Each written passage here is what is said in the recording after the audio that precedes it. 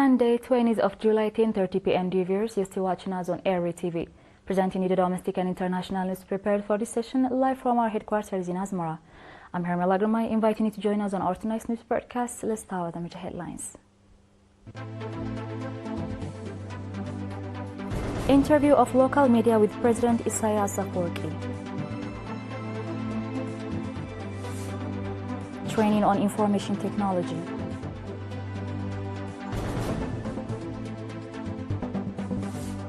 Russia cancels landmark military agreement with Germany.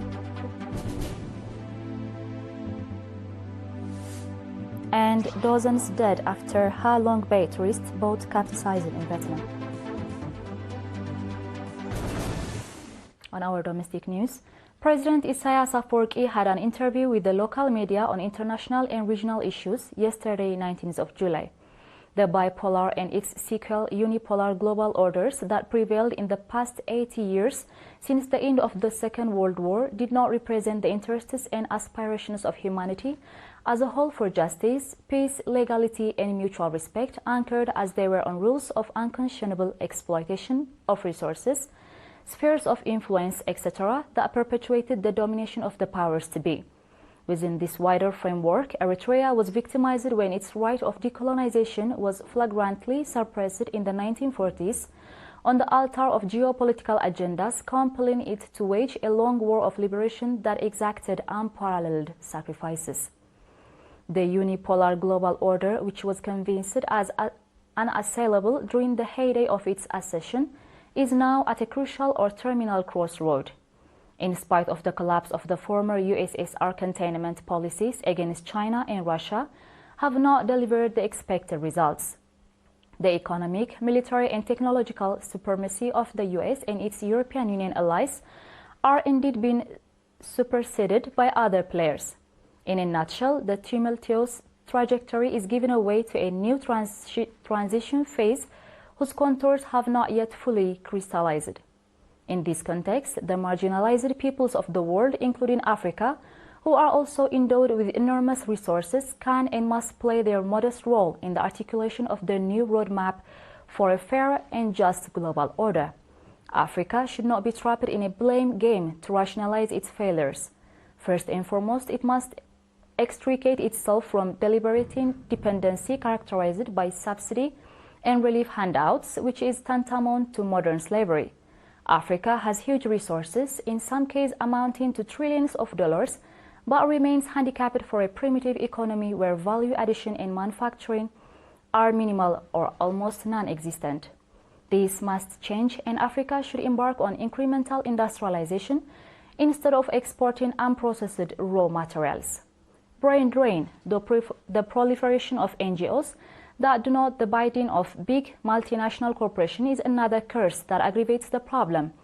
More ominously, Africa continues to be bedeviled by parochial policies and the quagmire of ethnic cleavages, which continue to fuel endless conflicts.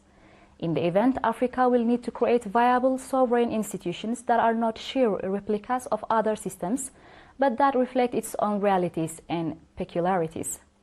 This is a process that must be owned by Africans themselves.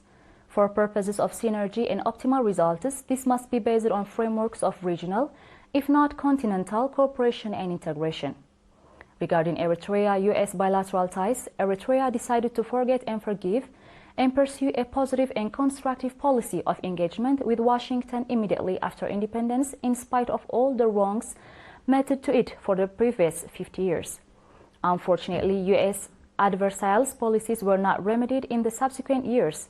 Still, and especially during the first term of President Trump, we decided to revive our policy of constructive engagement, urging the new administration to access and rectify the unrelenting and misguided policies against Eritrea. Although the initial response was positive, much was not achieved in the subsequent 3 years. The situation became much more aggravated during the Biden administration, which imposed yet more illicit sanctions against Eritrea. We intend to revive the pursuit of constructive engagement with the Trump administration, not to ask favors or special treatment, but as part and parcel of and in conjunction with others in our wider neighborhood, which includes the Nile Basin, Horn of Africa, the Red Sea, and the Gulf region. This holistic approach is vital as the objective remains the remedial of misguided policies that affect the region negatively. This is also our approach with other potential partners, Russia, China, India, Japan, Latin America, etc. Regarding Ethiopia, the President stated that the recent letter that the government sent to the UN Secretary General, falsely accusing Eritrea of stoking conflict, was astounding and infantile. This was indeed a cheap lie by the Prosperity Party to cover up its war preparations. The country remains afflicted by myriad internal conflicts and crises. The hope and optimism the euphoria ushered in during the early years of the new government have been recklessly dissipated. What transpired after the Pretoria Agreement is difficult to fathom. Why was not it implemented in good faith? And why unleash another reckless war against Fano? The turmoil that we see in Ethiopia today is really unprecedented. And why is the Prosperity Party agitating for war against Eritrea instead of focusing on and addressing its domestic problems? Our vision was to foster good and solid ties of bilateral cooperation. But in effect, the Ethiopian government has declared war through its provocative rhetoric.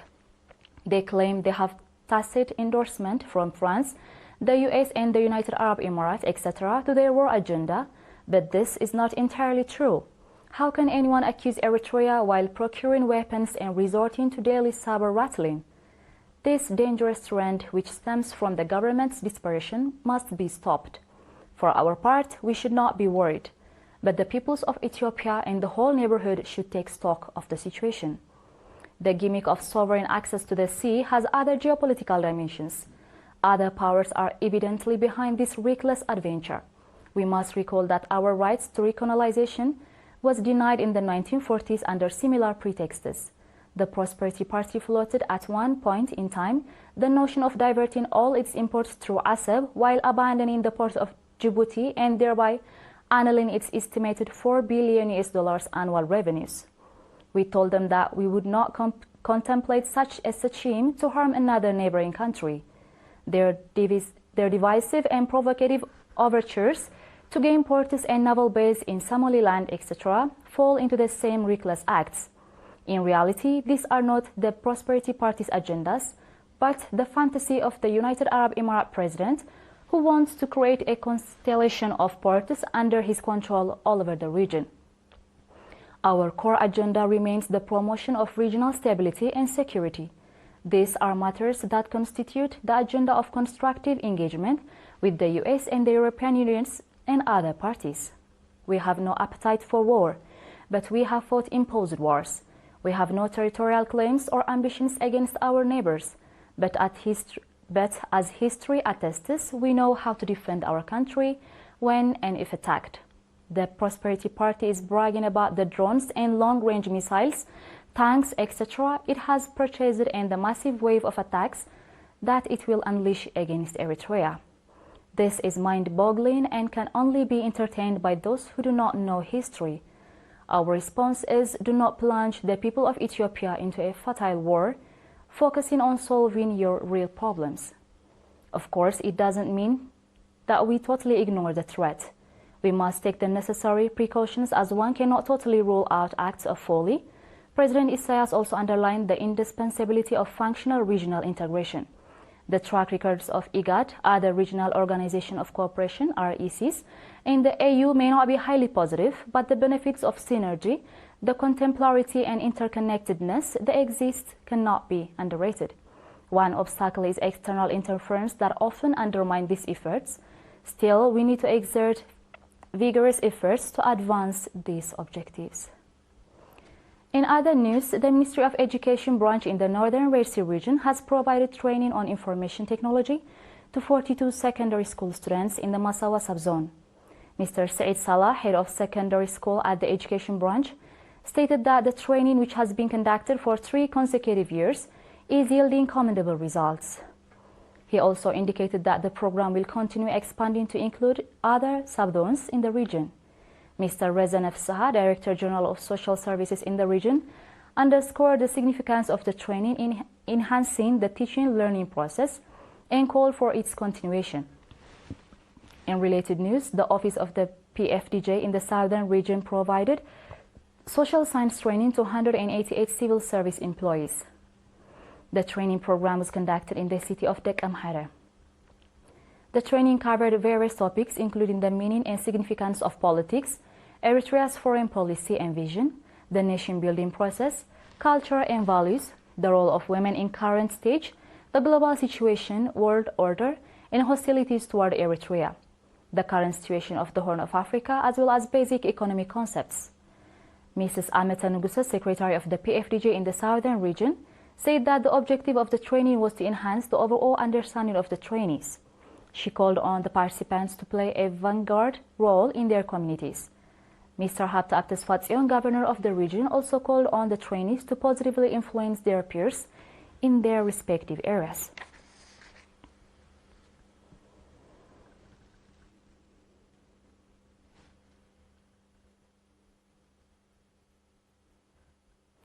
Dear viewers, do stay tuned for our international news right after the short break.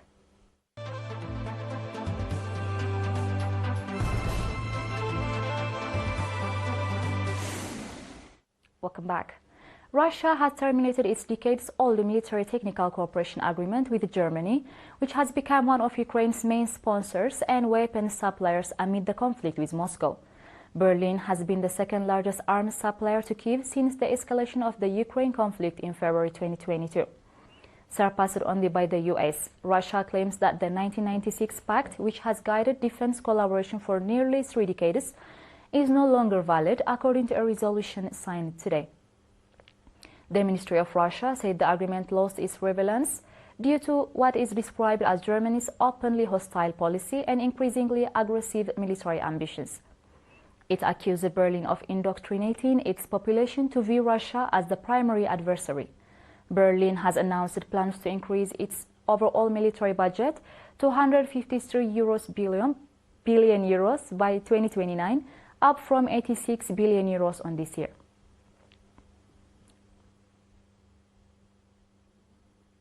In other news, at least 37 people have died and several are still missing after a tourist boat capsized in Vietnam during bad weather.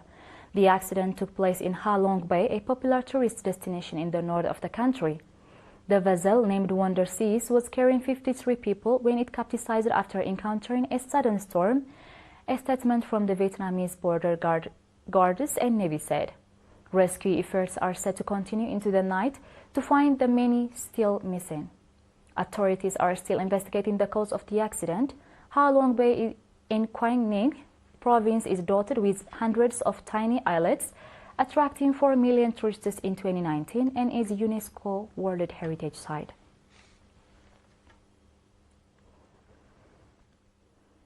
In other news, at least 30 people have died in floods and landslides caused by days of torrential rain in South Korea, the country's disaster management office has said.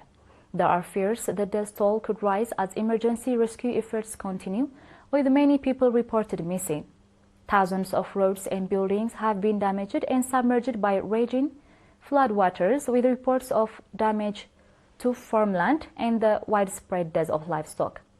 Across the region, nearly 10,000 people have evacuated their homes since the downpour began on Wednesday, while more than 41,000 households have temporarily lost power, local media reported. Meanwhile, the flood and landslides there is predicted that it can hit till this month's end and may cause to escalate the disaster of all sectors.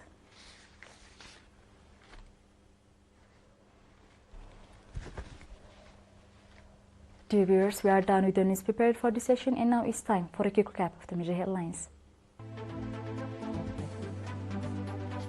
Interview of local media with President ERi-TV. Training on information technology.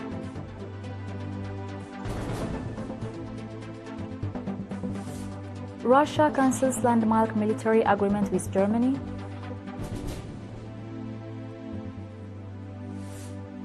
And dozens dead after Ha Long Bay tourist boat capsized in Vietnam. Ladies and gentlemen, that was all for tonight. Thank you for having us and have a blessed one.